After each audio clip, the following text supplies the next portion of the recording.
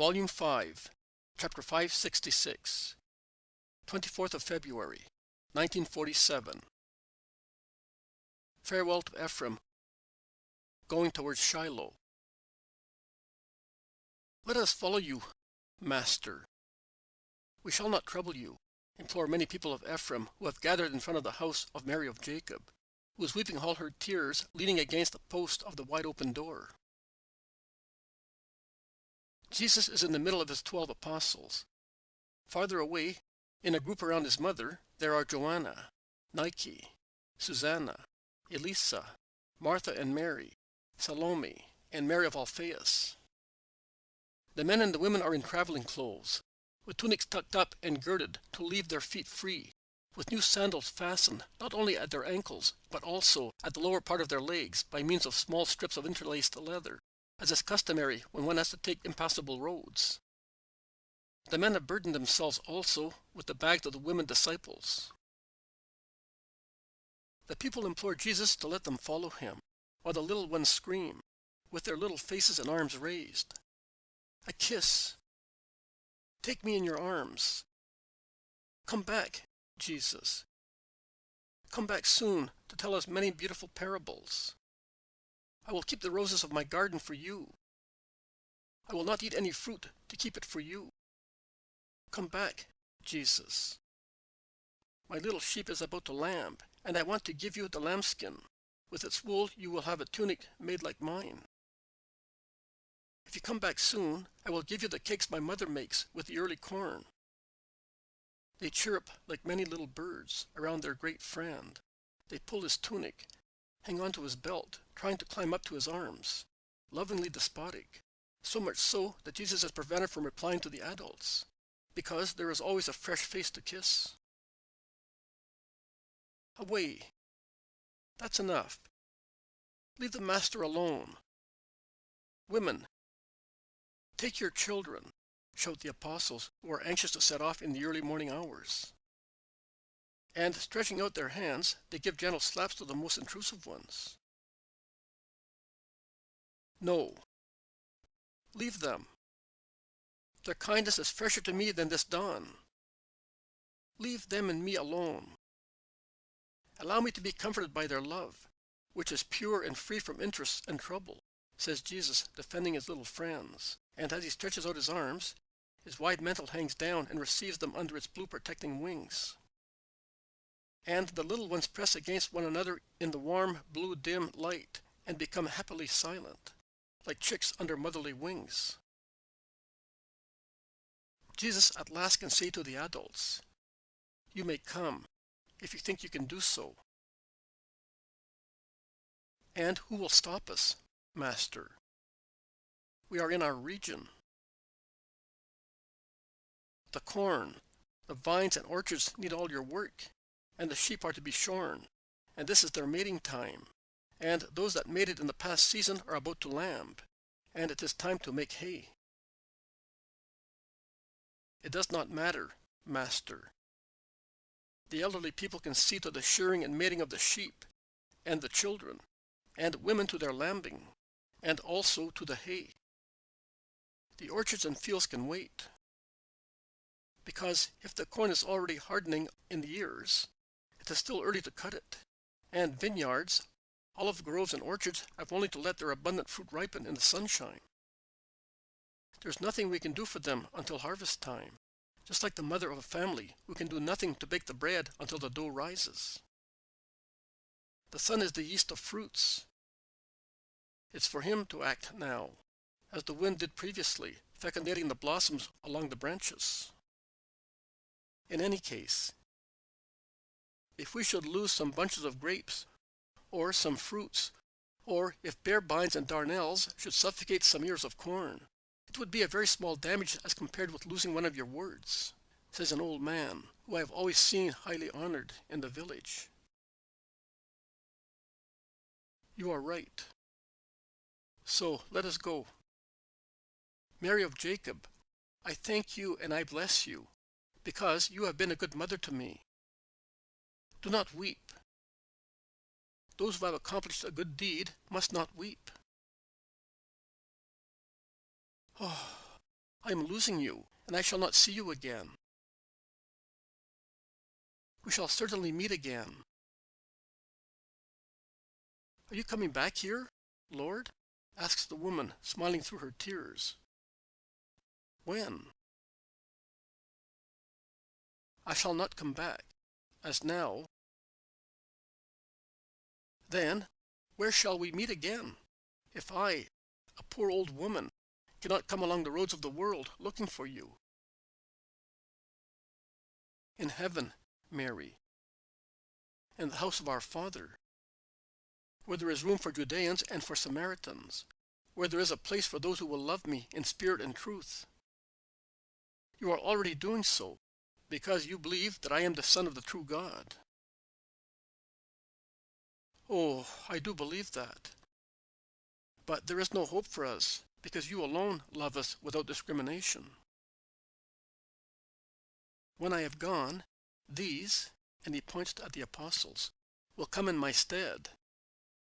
And in memory of me, they will not ask who it is who requests to join the flock of the true and only shepherd. I am old, Lord. I shall not live so long as to see that. You are young and strong, and your mother will have you for a long time, and those who love you and belong to your people will have you. Why are you weeping, O Mother of the Blessed Lord? She asks, amazed at seeing tears drop from the Blessed Virgin's eyes. I have nothing but my grief. Goodbye, Mary. May God bless you for what you have done to my son. And remember that if your sorrow is great, there is no sorrow greater than mine, and there never will be on the earth. Never. Remember the sorrowful Mary of Nazareth. Goodbye. And Mary parts from the old woman, weeping, after kissing her on the doorstep, and she sets off among the women, with John beside her. And John, with his usual lightly bent posture and his face raised, looking at her, says, "Do not weep thus, Mary. If many hate your Jesus, many love him. Comfort your spirit, Mother, looking at these who now, and in the course of ages, will love your Son with their whole selves." And he concludes in a low voice, almost whispering the words to Mary alone, whom he guides and supports, holding her elbow so that she may not stumble against the stones of the path, blinded as she is by her tears. Not every mother will be able to see her child loved. There are some who will shout distressingly, "Why did I conceive him?" Jesus joins them, as Mary and John have remained alone, a little behind the women disciples. James of Alphaeus is with Jesus. The others are behind in a group, as pensive and sad as the women disciples, who are ahead of them all. Last, in a group, many men from Ephraim, talking in low voices to one another. Goodbyes are always sad, Mother, particularly when one does not know that an end is the beginning of something more perfect. It is a sad consequence of sin, and it will remain even after forgiveness. But men will bear it with greater courage, as they will have God as their friend. You are right, Jesus. But there is a sorrow that God lets us relish, although he is the most fatherly friend there can be. He is such to me. Oh, God is good. So good. I should not like James and John, or anybody else, to be scandalized by my tears. God is good. He was always good to poor Mary. I've repeated that to myself every day since I was able to think. And now I say so every hour, every moment. The more grief is impending, the more I say so to myself. God is good. He gave you to me, a loving, holy Son, and such, even only as a creature, as to compensate every sorrow of a woman. He gave you to me, a poor girl elevated to mother of his incarnate Word. And the joy of being able to call you Son, my adored Lord, is so great that no tear should drop from my eyes, whatever the torture may be, if I were as perfect as you teach us. But I am a poor woman, son, and you are my creature. And which mother can refrain from weeping when she knows that her creature is hated? And she knows. Son, secure your maidservant. Certainly there was still pride in me when I thought I was strong. But then, the time was still remote. Now it is here. I perceive it.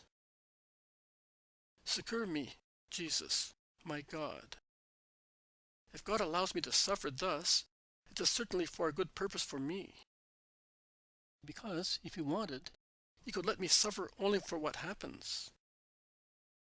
It was He who formed you in my womb, thus. How? There is no comparison to explain how you made yourself. But He wants me to suffer, and may He be blessed for that, always. But help me, Jesus. Help me, all of you, because it is so bitter, the sea in which I have to quench my thirst. Let us say the prayer, the four of us, who love you with all our hearts, Mother. Here, I, your son, and John and James, who love you, as if you were their mother. Our Father, who art in heaven, and Jesus, guiding the little chorus of the three voices that follow him in a low tone, says all the Lord's Prayer, stressing certain sentences, such as, Thy will be done. Lead us not into temptation. He then says, well, the Father will help us to do His will, even if our weakness of human beings is such that we think we are not able to do it. And He will not lead us into the temptation of thinking that He is not so good, because while we drink of the very bitter chalice, He will send His angel to wipe our embittered lips with heavenly comfort. Jesus is holding by the hand His mother, who has bravely struggled with her tears, restraining them in the bottom of her heart. The two apostles are beside them. John is near Mary, and James of Alphaeus is near Jesus, and they look at them, deeply moved. The women disciples have looked back now and again, hearing Mary weep, and the prayer of the four. But they have refrained from joining them. In the rear, the apostles have asked one another, But why is Mary weeping thus? I said the apostles, but I mean all of them with the exception of Judas of Kerioth, who is proceeding all alone, and looks very pensive, almost gloomy, so much so that Thomas notices it and says to the others, But what is the matter with Judas that he looks like that? He looks like one sentenced to death. Who knows? He may be afraid to go back to Judea, replies Matthew. What did the master tell you about the money? Asks the zealot. Nothing in particular. He said to me, We are now going back to the previous situation. Judas will be the treasurer, and you the bestowers of alms. The women disciples want to help us with regard to expenses. I could not believe that it was true. I have handled so much money that I hate it.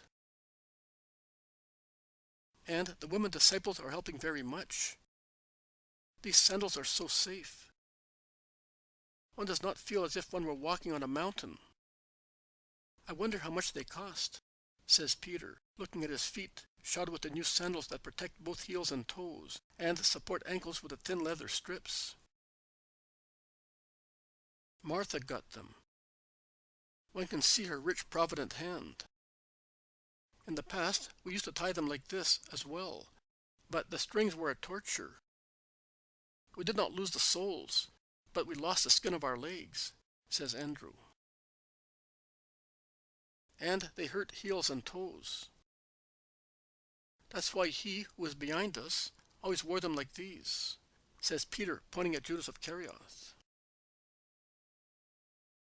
The road climbs towards the crest of the mountain, Looking back, one can see Ephraim, all white in the sun, and the villages seem already so far below them. Then the apostles mingled with the women disciples to help them climb up the path that is very steep on that spot. And Bartholomew, who has been left behind, says to the people of Ephraim, "You have shown us a very difficult path, my friends." Yes, but beyond the wood there is a good road that will take you to Shilo in a short time. So you shall be able to rest there longer than if you arrived by night along a different road, replies one. You are right. The harder the road, the quicker it takes you to your destination. Your master is aware of that. That is why he does not spare himself. We shall never forget. Above all, that he has helped us these last days, although it heard some people of our region insult him so unfairly. He alone is good, and so he helps also those who hate him. You did not hate him. No, we did not. But there are many more whom we do not hate, and yet we are hated without any reason. Do what he does, without any fear, and you will see that. Then, why do you not do so? It's the same thing. We are here, you are there, and a mountain between us, the one raised by common errors. Above, the common God. Then, why do neither we nor you climb the slope to meet up there, at the feet of God, close to one another? Bartholomew understands the just reproach, because in his undeniable virtue, he has the fixed idea of being an Israelite, and is inflexible with regard to what is not Israel. He changes the subject without giving a direct reply, and says, "It is not necessary to climb. God has come down among us. It is sufficient to follow him." To follow him, we agree. We should like to do that. But if we went to Judea with him, would we not damage him? You, too, are aware of what he is accused, and of what we are accused. Of being Samaritans, that is, demons. Bartholomew sighs and parts from them, saying, "They are beckoning to me to go," and he quickens his pace. Those from Ephraim look at him go away, and one whispers, "He is not like him. How much we lose by losing him," and he makes a gesture of discouragement. Do you know, Elias, that yesterday evening he took a large sum of money to the head of the synagogue, who is to hand it to Mary of Jacob, so that she may not suffer the pangs of hunger any more? No, I don't. Why did he not give it to her?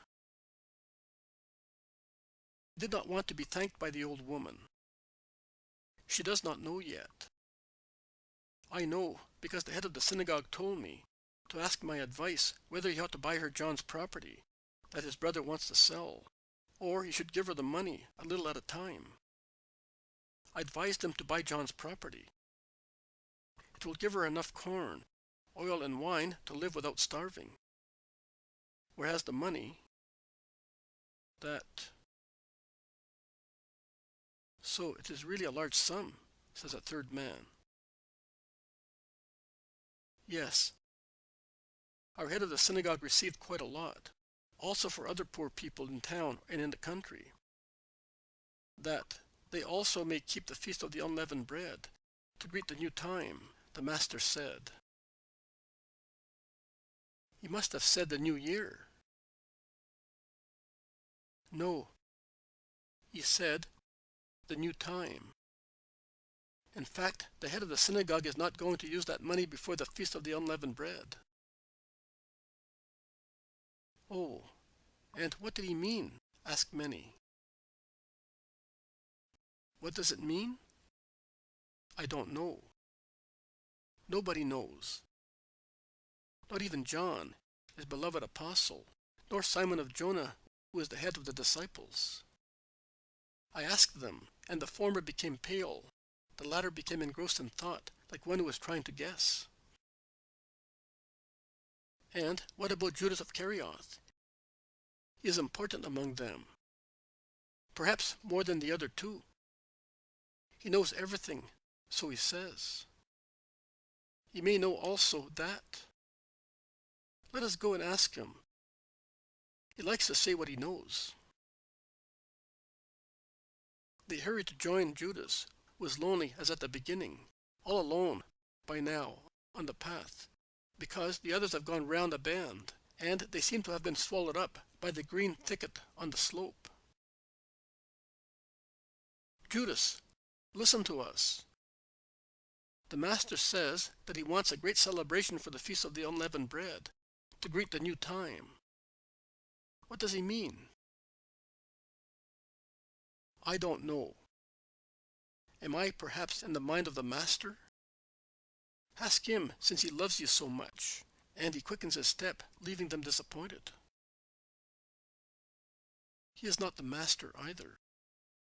There is not one who has his pity, they say, shaking their heads. Well, are we following them? We are following him, and we are doing the right thing. Let us go. Perhaps we may learn from his lips, before he goes to Judea, what he meant to say. And they quickened their paces, joining the others, who are resting in a wood of age-long oak trees, facing one of the most beautiful views in Palestine.